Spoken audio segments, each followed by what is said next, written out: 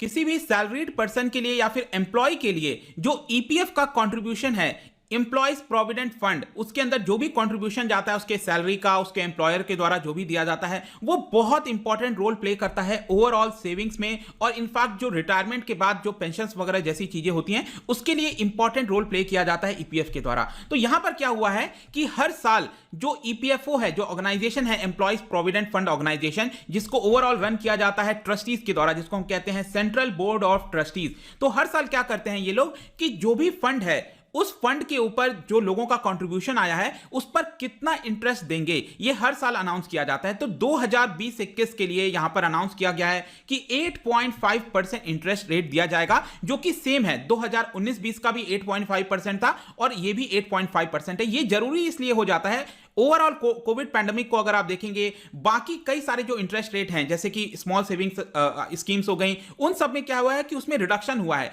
तो अंदाजा लगाया जा रहा था कि हो सकता है कि ये भी आपका कम होने वाला है। तो मैं आपको बता दूं कि इस समय करीब 6 करोड़ ऐसे मेंबर्स हैं जो कि ईपीएफओ का पार्ट हैं, ओवरऑल जो एम्प्लॉयज हैं जो इस समय एक्टिव हैं, कंट्रीब्यूट करते हैं। तो यहां पर 8.5% उनके कंट्रीब्यूशन पर इंटरेस्ट दिया जाएगा। आई एम श्योर कि अभी भी आप में से बहुत लोग होंगे जो कि कंफ्यूजन लग रहा होगा कौन से फंड की मैं बात कर रहा हूं। तो ये सारी चीजें, जितनी भी ओवरऑल पर्सपेक्टिव से चीजें हैं, वो मैं आपको डिटेल में बताने वाला हूं इस वीडियो में। पर्सन की जो सैलरी है वो आपका 15,000 है, ठीक है। दूसरा पर्सन है जिसकी सैलरी यहां पर 20,000 रुपए है, ठीक है। तो यहां पर जिसकी सैलरी 15,000 या उससे कम होता है, ठीक है, देखिए अलग अलग कैटेगरीज और कई सारी चीजें होती है, मैं जनरल पर्सपेक्टिव में बता रहा हूं। तो जिसकी सैलरी 15,000 तक है, यहां पर कंपलसरी हो जाता है कि उसको अपना कुछ हिस्सा जो है ईपीएफ के अंदर डालना होगा, उसके लिए कंपलसरी है। लेकिन अगर आपकी सैलरी 15,000 से ऊपर है तो आपके पास ऑप्शन है, अगर आप चाहो तो डाल सकते हो, अगर आप चाहो तो नहीं डाल सकते हो, ठीक है। तो यहां पर क्या होता है कि सपोज किसी की सैलरी 15,000 है, फॉर सपोज एग्जांपल ए,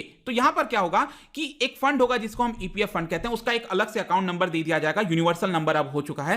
तो यहां पर क्या होता है कि 15,000 का जो 12% है, मतलब उसकी सैलरी में से इस 15,000 में से जो 12% है, ये आता है करीब 1,800 रुपए।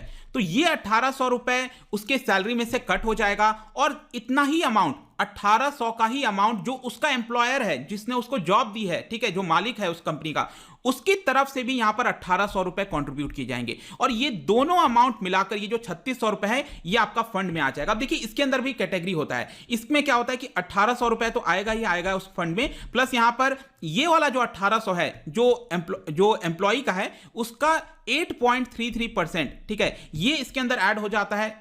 1,800 प्लस 8.33% ये वाला, प्लस बाकी का जो 3.67% बचा है इसका थोड़ा सा अमाउंट, वो क्या होता है, वो पेंशन वाले फंड में चला जाता है। तो यहां पर जो इंटरेस्ट मिलता है वो आपको 1,800 प्लस यहां पर 1,800 का 8.33%, ये वाले पर आपको ईपीएफओ के ऊपर इंटरेस्ट मिलता है, ठीक है। तो आई होप कि यहां पर अब आप समझ रहे होगे कि जिसकी सैलरी 15,000 से कम है उसको तो कंपलसरी ये करना ही पड़ेगा, ठीक है, अपने सैलरी का उतना परसेंट, 12% इसके द्वारा, 12% इसके द्वारा कंट्रीब्यूट करना पड़ेगा ईपीएफ फंड के अंदर।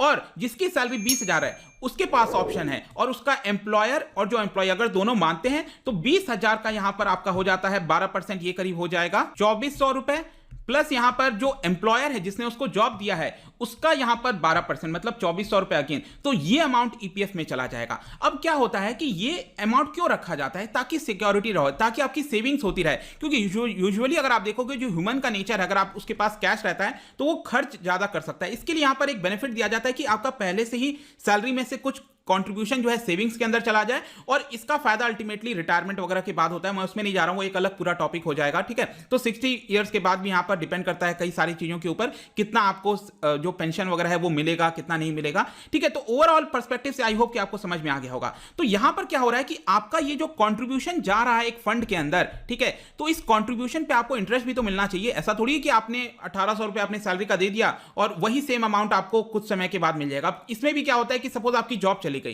कहीं पर आपकी जॉब नहीं है, आप कंट्रीब्यूट नहीं कर पाओगे, इसका मतलब ईपीएफ में, तो आपकी जॉब नहीं है तो आपको कुछ पैसा चाहिए ना। तो यहां पर 60 दिन के बाद, आपकी जॉब जाने के 60 दिन के बाद आपको यहां पर पैसा मिल सकता है, उसमें से कुछ कंट्रीब्यूशन आप उसमें से निकाल सकते हो, पैसा आप निकाल सकते हो, पूरा चाहो तो निकाल सकते हो, अलग अलग कंडीशंस हैं, ठीक है। तो यहां पर क्या है कि एक सेविंग्स बढ़ाने के लिए, थोड़ा सा एक सिक्योरिटी रखने के लिए ये कंट्रीब्यूशन किया जाता है। तो इसके ऊपर जो इंटरेस्ट रेट है, ये सारी चीजें क्या होता है, सेंट्रल बोर्ड ऑफ ट्रस्टीज, ये जो ट्रस्टीज हैं, और इसको चेयर किया जाता है जो लेबर मिनिस्टर हैं उनके द्वारा। तो ये डिसाइड करते हैं हर साल कितना इंटरेस्ट पे करेंगे। अब देखिएगा ये एडवांस में डिसाइड नहीं होता है, यहां पर 2020-21 का वित्तीय वर्ष अब आपको पता है जाने ही वाला है, तो हर साल करीब मार्च के महीने में ये डिसाइड किया जाता है कि जो फंड है उस फंड